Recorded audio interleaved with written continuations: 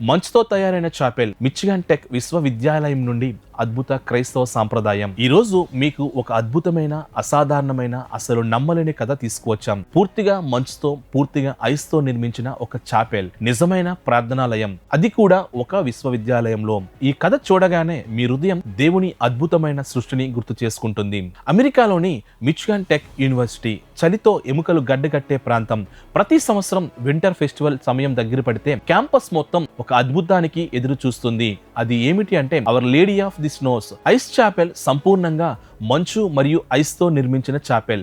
వందలాది మంది కేథలిక్ విద్యార్థులు బూట్లు వేసుకొని చేత్తో ఐస్ టూల్స్ పట్టుకొని చలిలో వణుకుతూనే పనిచేస్తారు. ఈ చాపెల్ దేవుని కోసం, మన విశ్వాసం కోసం అని యువత అంతా ఒకే స్వరంతో చెబుతారు. 3 అడుగుల మందం ఉన్న మంచు బ్లాక్ తీసుకొని కత్తిరించి చాపెల్ గోడలు మరియు ప్రవేశ ద్వారాన్ని రూపుదిద్దుతారు. పై భాగంలో ఐస్ క్రాస్ మెరుస్తుంది. లోపల మంచుతో చెక్కిన క్రాస్లను ఉంచుతారు. వెలుగు ఐస్ పై పడితే చాపెల్ మొత్తం దేవుని మహిమలా ప్రకాశిస్తుంది. పండుగ రోజున వేలాది మంది విద్యార్థులు, ప్రొఫెసర్లు, స్థానికులు వచ్చి ఈ చాపెల్లో ప్రార్థిస్తారు.